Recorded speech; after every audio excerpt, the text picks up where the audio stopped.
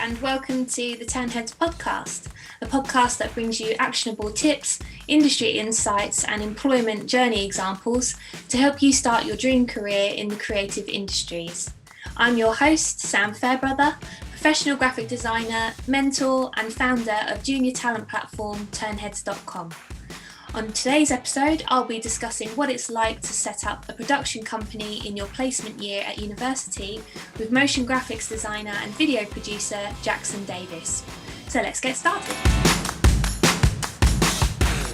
So Jackson, can you tell us a little bit about your education experience, where you went to uni, where you grew up, and just kind of what your experience was like?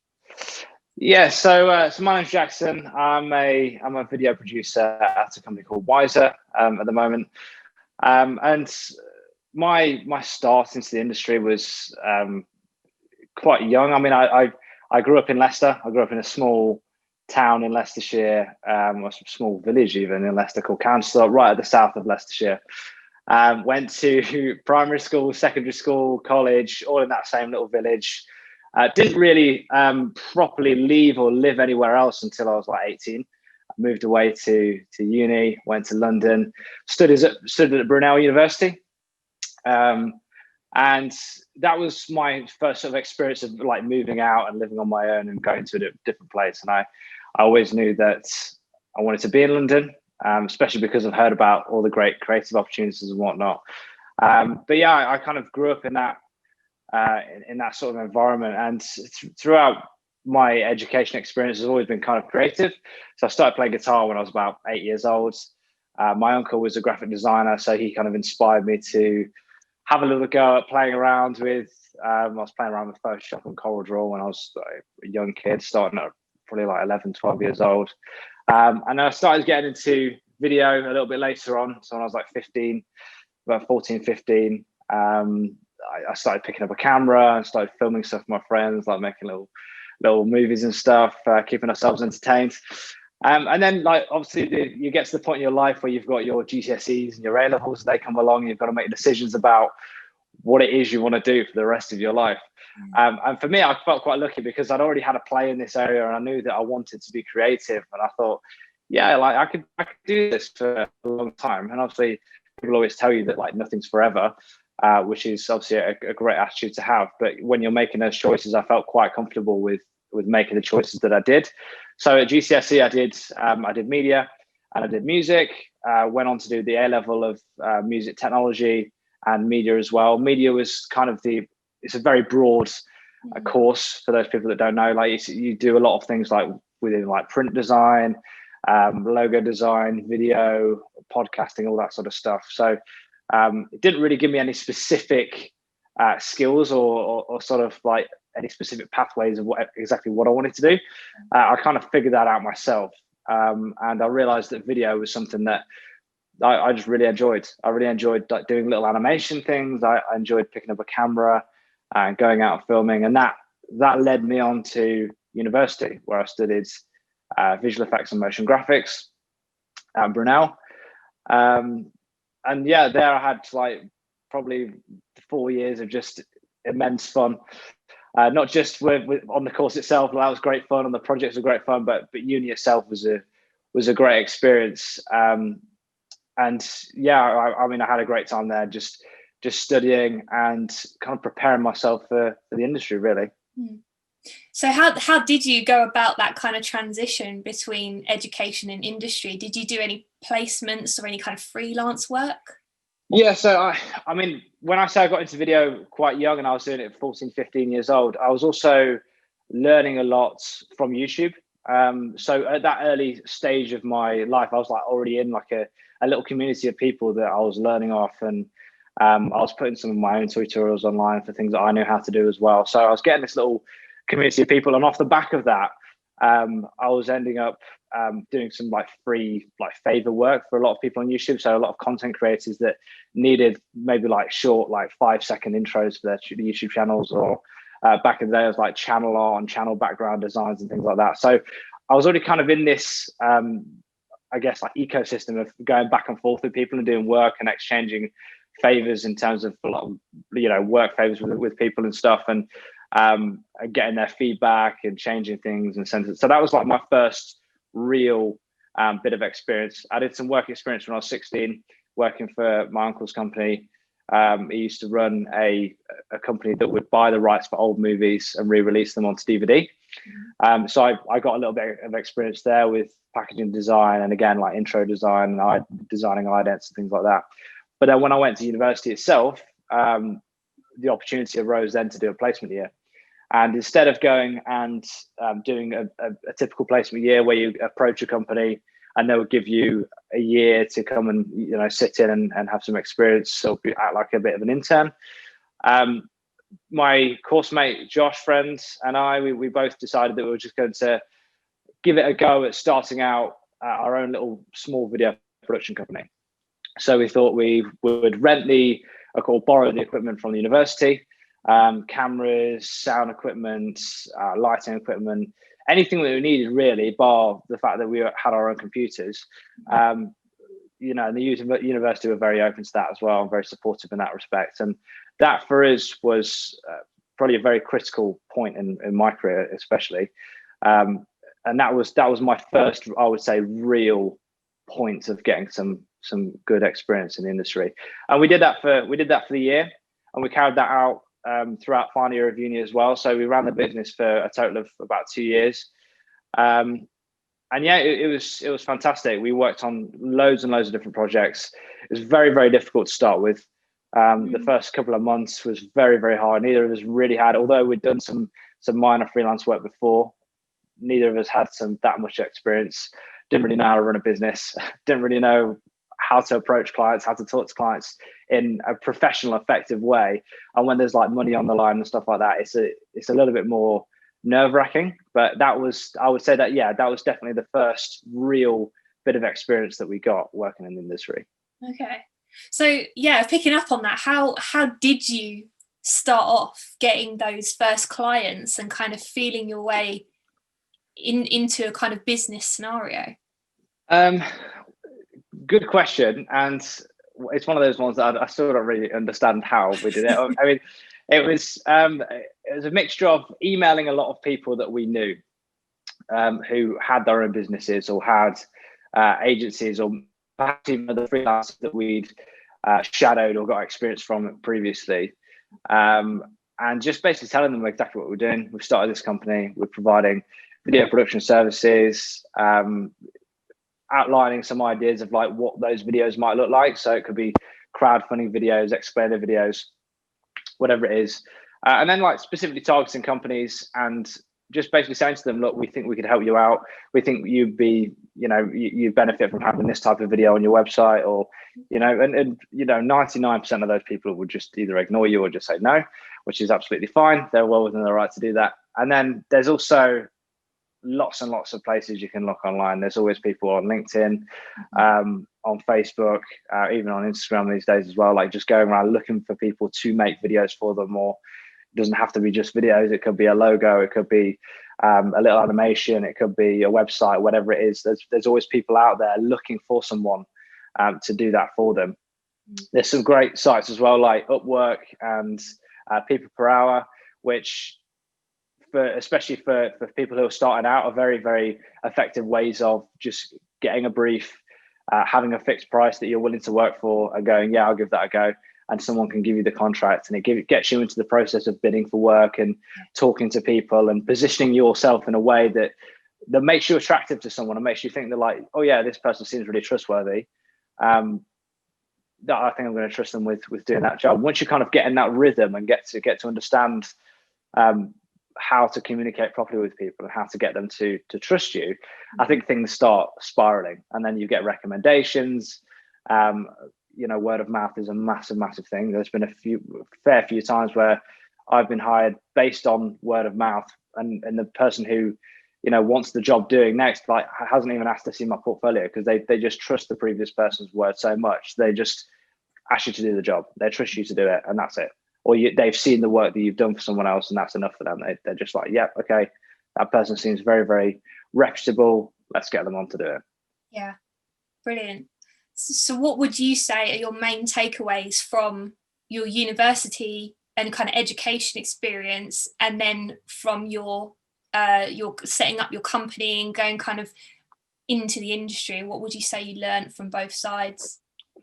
First of all, my main takeaway from university is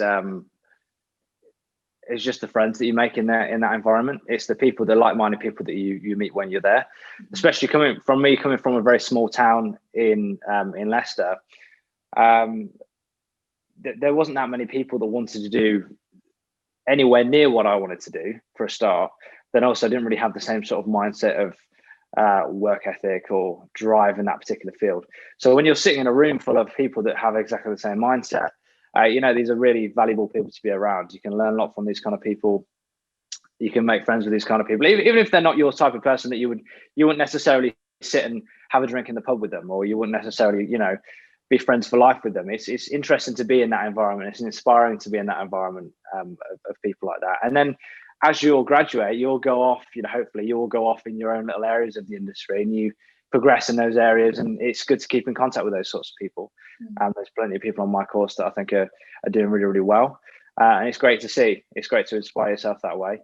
But then I think the main takeaway from running the business is that things are pretty hard sometimes, especially when you're starting out and you're doing stuff on your own, and you've got to have you've got to have some perseverance. Things don't come overnight. As we're constantly told, like we're always told in this world, like things don't happen overnight. They really don't. They really don't. Winning clients doesn't happen overnight. Getting better at like learning After Effects doesn't happen overnight. Getting better at filming doesn't happen overnight. You have to put consistent effort into stuff day after day, week after week, and you just have to really be consistent with things.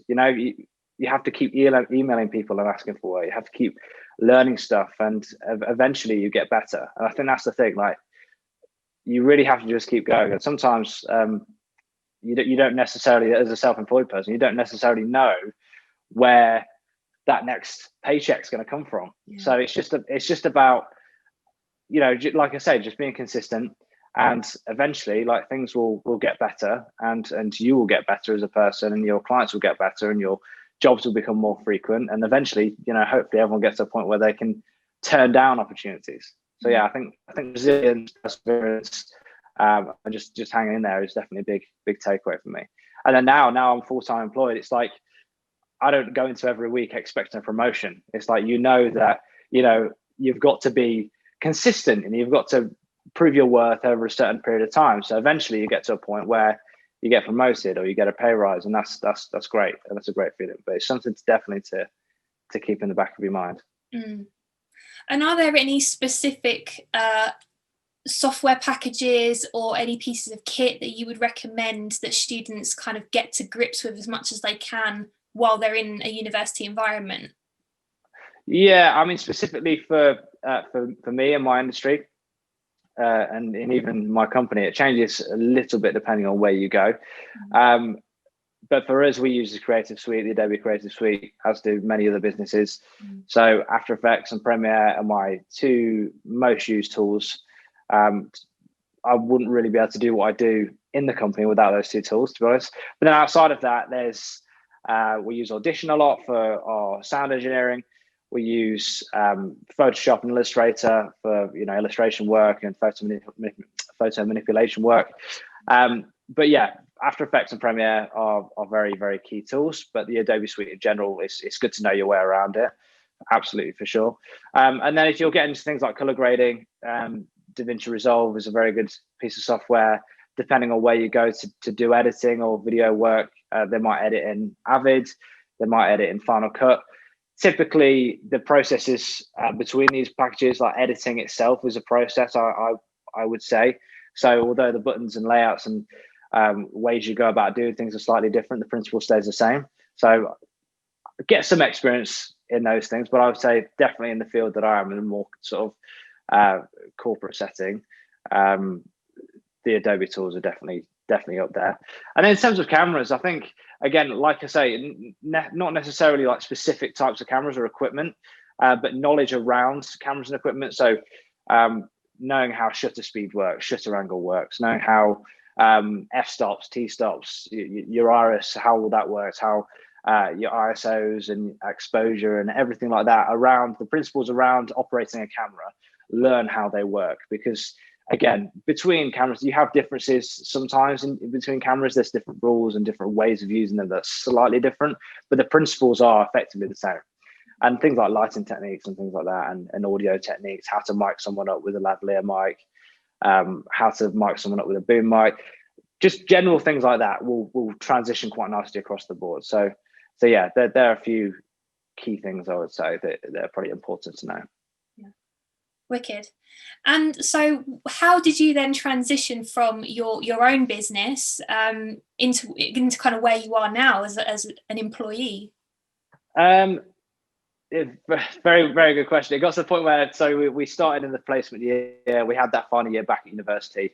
We're still, very much borrowing the university equipment. Couldn't really afford to buy our own equipment at this point, and it was like we're using the FS7 cameras that the uni had, and at the time they were about £6,000-7,000 a piece. We were borrowing 2 of those. We're borrowing all the lens kits, and good lenses go to good lenses will start around £1,000 and end at however many £1,000 you're willing to pay. So it was at the time, it was one of those situations where it's like, do we really go for this and get a loan and potentially go to family members and ask for money, or do we revise what we're going to do from now on and come up with a different plan? And I know that still in the back of my mind is very much the entrepreneurial spirit of I want to go out and start my own thing again. That's definitely there. But at the time we decided, look, it's probably best for us, these 2 young guys that have got two years experience of doing this, very, very noble experience. Like we had a really good run with it and we did pretty well with it. But we kind of really appreciated that we didn't really know that much about what we were doing. We were kind of just coasting along, and we were doing a good job and we were surviving, but we could have done things better. There's no doubt about that. I think everyone can. And we just basically looked at each other one day and just said, look, let's just give it a go. Let's just go out into the industry. Let's be employed by someone else. Let's have a fixed pay packet at the end of each month. Now that we can pay our rent and bills, not be stressing about that, and really focus on using that time to not just run a business and worry about all the stresses that come along with running a business, but also just having that time where we can be consistent and learn to be the best of our ability in the creative field, in the video field, and not have to worry about all the other things that come along with it.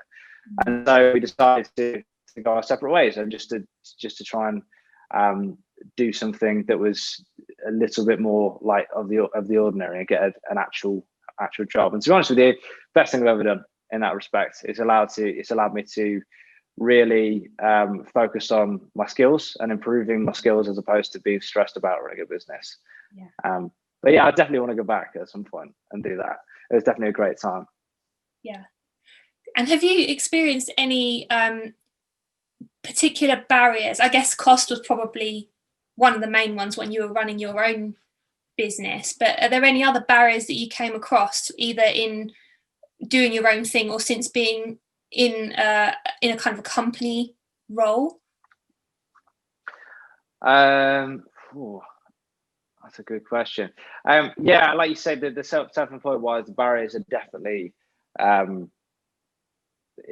cost related for sure. And I think the biggest thing that kind of struck me, you kind of have to get to terms with when you've come from running your own business to being employed by someone, is that when you're running your own business, you can do what you want within reason. Obviously, you've got clients to please and whatnot, but effectively your work hours can be whatever you want them to be.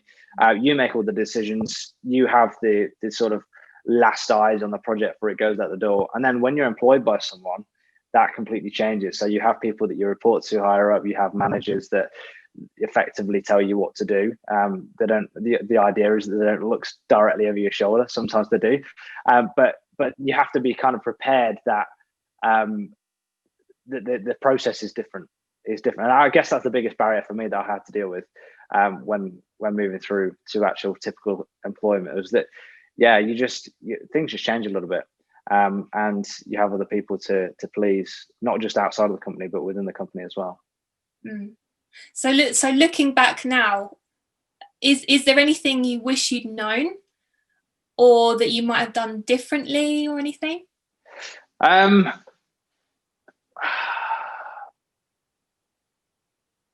I don't think there is, to be honest with you. I think I think I wish I'd probably spent a bit more time in that business environment trying to increase my own skill set. A lot of the focus for me was on getting jobs through the door and pleasing those clients, and getting the jobs not only in but also out, and getting the jobs done quickly and within the time frames. I wish I'd taken more time within that to perhaps do less business development and business like sort of relationship stuff and work on my own skills as a creative. I think that goes a long way. I think people get very used to being in a particular position and just kind of like sit there for a little bit. And I wish I'd have pushed myself to be a little bit more adventurous with my own skills and push myself to learn a bit more while I was running the business, for sure. And it's what, again, like I said earlier, it's one of the reasons why Josh and I went off and wanted to be employed by someone, so we have that opportunity. And now I realize how beneficial that actually is, how important that actually is to have that as part of your day-to-day, actually improving and learning off other people, for sure. Yeah, I guess it's difficult when you've got to wear all those different hats and do all those different jobs. It's a bit, you can't actually sort of sit down and properly focus on one thing because you've got to do 7. Yeah, exactly. And time escapes you as well. You get to the end of the day and it's like, do I sit down and actually get some sleep tonight, or do I open up the laptop again and do 2 hours of revision, if you like, on After Effects and learn how to do some more stuff? And sometimes it's just not in you, and it's important to take rest and breaks and all the rest of it. But yeah, I do regret sometimes not learning stuff to make myself a little bit better and a little bit shorter space of time, but it's all right. Yeah. So what is a working week like for you now? Can you kind of run us through a typical project or week in the life of? Yeah, so at the start, before lockdown, it was at the start of the week we get basically a number of jobs that we have to do that week, and they get dished out between the team. So certain people will be put in teams and you can work on certain projects. So a lot of those were filming projects. So there might be a 3-day shoot where 3 people have to go up to Manchester and stay there for 3 days and film for Monday, Tuesday, Wednesday, come back. You've got to deposit all the footage and start the edits on all of that. And there's obviously a number of different projects, and some of those require more people or less people. And then after that, you kind of just decide who's doing what. And my speciality is motion graphics. So I was obviously given the majority of the motion graphics projects, and I'll then take the brief. Sometimes there's a script or a storyboard that you get given as well. Storyboard being quite a loose term. It's usually just like some ideas on a page written down, as opposed to actual like visual drawings.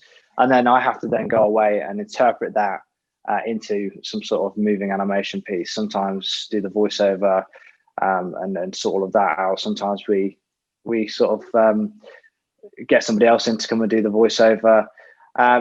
But yeah, typically, and then from the start of lockdown, it's been a lot more of those motion graphics projects.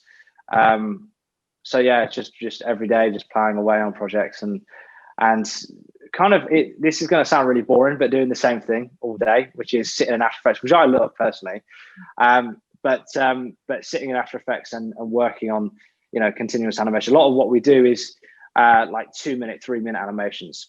Okay. So the premise behind Wiser is all about employer branding, and not only is that about creating videos or specifically from the films team creating videos that attract people to certain types of jobs, but also videos that communicate with people in certain types of jobs. So we do things like quarterly wrap-up videos where we communicate how well the company's done over the quarter, changes in the company. Sometimes they're communicated via video. So you can imagine that those videos are 2 to 3 minutes long. So it's that one video could take up my entire week effectively. But like I said, before lockdown, we were doing a lot of filming. So sometimes I'll be out filming for it could be a morning, could be an afternoon, could be 3 days.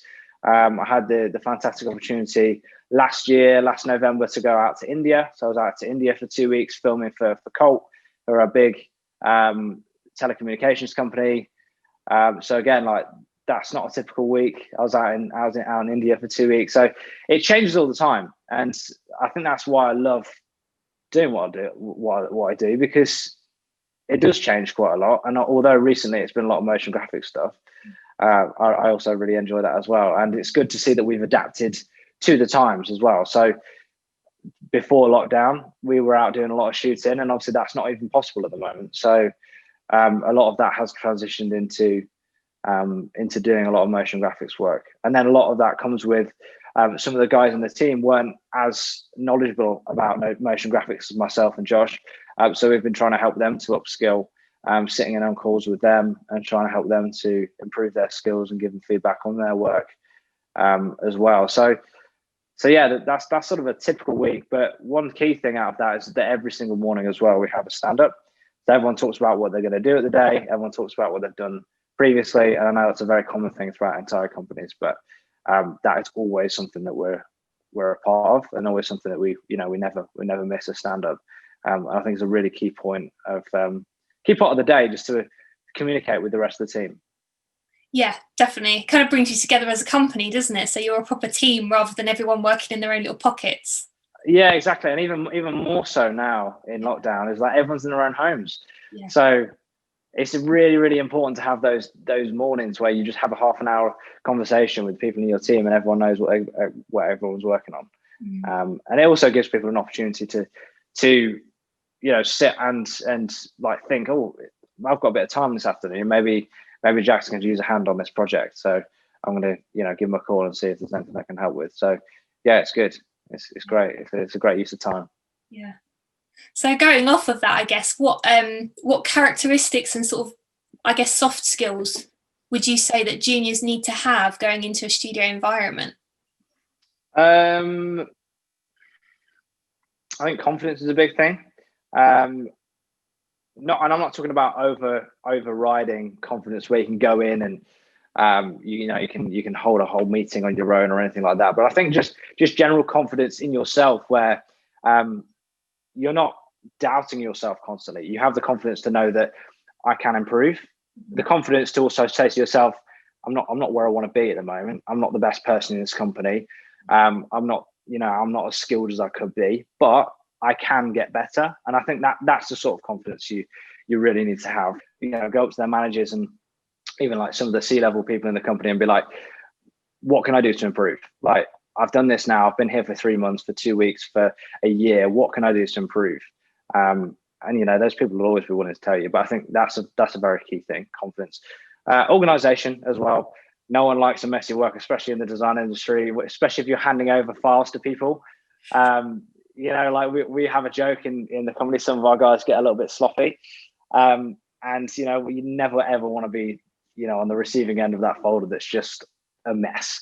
So keeping yourself organized, keeping your files organized, keeping your calendar organized, very, very, very, very key soft skill for sure. And I'm not talking about being super strict with it. You don't have to plan everything out half an hour by half an hour, but just having like a good organization level is definitely very, very key. And again, it kind of goes into that communication, letting your team know what you're doing, letting your team know if you need help with stuff, letting your team know if you're running behind on certain things and you need a little bit longer on projects. Typically, some people will get a deadline. Again, I'm one of these people that I get a deadline and I really like to stick to it, and I hate pushing it any further than it needs to be.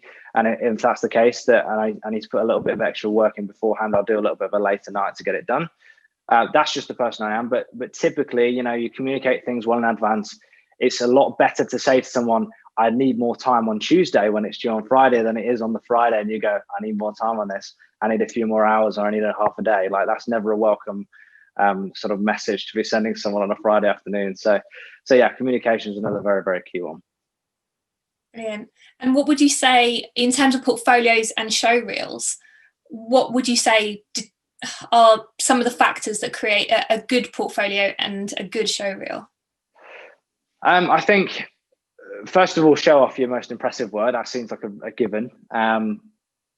Obviously, everyone wants to see the best of what you can do, but then also exploring a range of different skills. So a range of different practices, certain techniques and effects that you might use in your work. If you're really happy with 5 pieces of work and you think, yeah, they all look really, really good, but they're all incredibly similar, doesn't really show the diversity of what you can do that well. So, composing a showreel that's got 5 or 6 pieces of work in there, that's all very, very similar, doesn't really allow people to see what you're actually capable of. So make sure you diversify it for sure, and try and include some of the best quality work you can. But then also, if you've got it, and if you can, try and showcase some of the work that you've done commercially, so for some actual clients as well, especially coming out of university. I think it's really key to show that not only have you communicated with someone or with a company that wants some specific work from you, and you've actually been able to fulfill that brief, and that project has gone out, but also it kind of shows that you've got experience working with different people and working with live briefs and working in timeframes that real people in real environments are used to. Because I know personally, for me, the biggest thing that university doesn't particularly prepare you for, I mean, some places will be better at doing this than others, but sometimes you get a project and it's like, you've got 3 months to do this, or you've got 4 months to do this. And it's just not realistic to what is actually out there in the real environment. A lot of the time I go in on a Monday morning, it's like, right, we've got this script, we've got this storyboard, we need a first draft by Friday. And it's like, okay, that's a lot of work, and not very much time. But yeah, sure, okay, we've got to make it happen. Yes is the only answer there. So yeah, try and show off that you've done some stuff in the real industry as well, if you've got it, because I feel like that goes a long way. And with the whole experience thing, when you see a lot of job ads that say must have 2 years experience and things like that, do you think that is a must, or is it more of a nice to have? Like, do you think people should still apply? Yes, I do think people should still apply. First and foremost, I think why not? I think people get. I think experience is a very subjective thing. You can sit in a company as a graphic designer, and you are changing templates for that entire 2 years, and that's technically 2 years experience, right? Or you could be a graphic designer at a very fast-paced ad agency, and you're getting thrown on loads of different projects. So those difference in 2 years experience is a very subjective thing. I don't personally think it's that great of a gauge of how experienced or how good someone is at their job, should I say. So yeah, so give it a go, apply for it. And I think ultimately it's there as a guide. So people are trying to look at how long you've been in the industry, or like how used to the environment you are, I think is what people are trying to get at. I think what really shows how good of a fit you'll be at that job, or how good you are at your job, is your portfolio. So your showreel or your website or your portfolio in general is typically, I think, what will sell you. I think things like your levels of experience, or your length of time in the industry, and your degree accreditation, all that sort of stuff, I think they'll get you in the door. But I think what actually sells the job, what sells you into a role, is you as a person, and then also what you can provide, as in what you're capable of within your portfolio. So yeah, apply anyway. What's to lose? At the end of the day, all it's going to be is a no. And how scary is that in the midst of things? It's not. I think you should get very, very used to a no. I think it does you a lot of good. Yeah, definitely. So what do you look for in junior creatives at Wiser? This is actually quite a funny question for us, because the average age in Wiser is about 26. So we're a very young company anyway. A lot of the guys on my team are very young. I think the oldest in our team is like 27, 28. So there isn't like a particular sort of seniorities. They're all pretty junior. What we look for in a junior, or someone who's probably starting out, or at the lower end of that level, I would say, is someone that's, again, like we mentioned before, someone that has that confidence and drive and good communication, and like level of like wanting that responsibility to kind of step up and do stuff. Again, not only are we young, but we're quite a small team. So there's 6 of us in the films team. There's 4 of us that are like practical, hands-on filmmakers. There's my manager, Sekfei, who's sometimes hands-on, but a lot of the time he's managing people, so he doesn't actually get involved. And then there's Izzy, who's our project manager. She's our specific films project manager. Again, she's pretty young, but as a whole, the team, there's only 6 of us. So I think you need to come on. You need to be able to do quite a lot of things. You need to learn how to, if all of us are sat busy editing one day and someone comes into the office and needs to do a voiceover, you need to learn how to set up the vocal booth, how to set the microphone up, how to, record it into Audition, make sure your levels are right. You can do that. But then also you can, in the afternoon, if you need to jump out and get some footage of a work event, you can go and grab a camera and you can be comfortable doing that. So well versed. And I think, as with any job, like, you're not going to come in and know everything that we or they need you to know. So it's not like one of those things that's like, if you don't know all of that, don't apply. But you need to have at least the drive to want to learn how to do all of that sort of stuff. So I think that's what we look for sure. And then just a bit of a spark outside of the ordinary is another thing. Is just something in your portfolio that's a little bit different. And I don't really know what that is. It's different from person to person, but something that kind of makes us remember you in some way, that makes, a little piece of work, or your showreel might be really good, or you might have a specific type of animation or a specific type of editing. And again, like, your flair is your flair. We can't necessarily tell you what that might look like. But yeah, just something that makes you a little bit different. So keep that in mind as well. Okay. What do you think could be done, if anything, to maybe help more students and graduates into the industry, to kind of make them a bit more employable?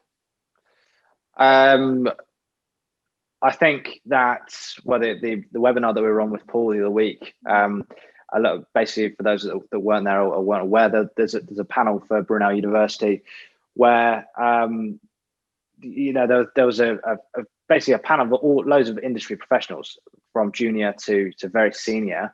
And I think having days like that where people are included in a conversation, there's a live Q&A session going on, those sorts of things are very, very important. Placement years that a lot of universities are pushing now, I think, are an incredibly important thing to get people into the industry, because university itself is a very great period of time, because it's like a 4 year, 3 or 4 year blanket of time where it's like an incubator, I guess, of allowing people to progress and to learn. So a placement year is like an addition to that, where not only do you have all of that, but you have a year in a company as well, or 6 months in a company, and you get to grow and learn. But then there's things like new designers and different conferences like that for graduates or for university students, that they can go and showcase their work, and they can have industry professionals come around and talk to them and give them some sort of insight into what they're looking for, or what jobs might be out there, or where they should be looking for jobs. And again, I think all of those things combined are very, very, very valuable things for students, for sure. But I think it's also, a lot of it falls on the students themselves. Yeah. I think you really need to be proactive yourself in terms of like what you want. I think a lot of my friends that have been to university, go to university, they do a course and they go, right, okay, cool. I've done this course now. I've done all my exams, wait for my result. I've got a 2-1. Where's my job? Like, what am I going to do? And it doesn't just land on your feet, like, especially in the creative industries, you've got to be networking and making that portfolio. Like I said earlier, your degree will get you in the door, but it's you and your portfolio and what you can do which will land you the job. So I think it's very, very important that you yourself are going out and making those opportunities for yourself, because no one's going to be there to hold your hand the entire way.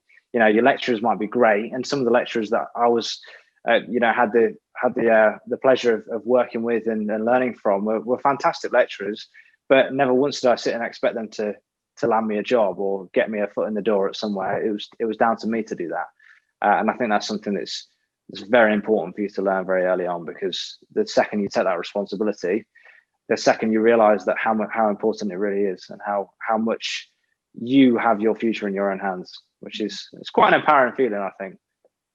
Yeah. So the final, I guess, the takeaway points from this whole interview really would probably be: believe in your own potential. Yeah. Network and get out there. Yeah. Be proactive. and be confident in yourself. Absolutely. Yeah. And just don't be scared to give things a go. No is just a word. Failures everyone says this and I hate it, but failure is your biggest sort of learning curve. Like the things that you fail from, and what teaches you the most. And as cliche and as boring as that, like everybody says that, but it is true. People say it for a reason. It is true. Yeah, and you never stop learning, do you? It doesn't matter how long you've been in the same job, doing the same kind of things over and over again.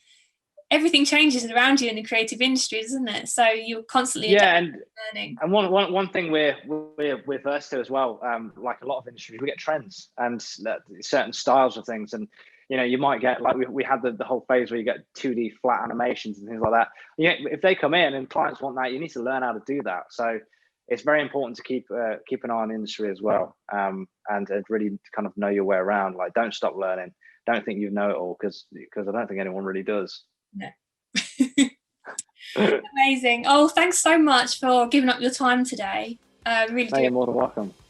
And if there's any other professionals out there who would love to share some of their wisdom, whether you are a junior, a current student, whether you've just done your first placement, do comment below and we'd love to talk to you.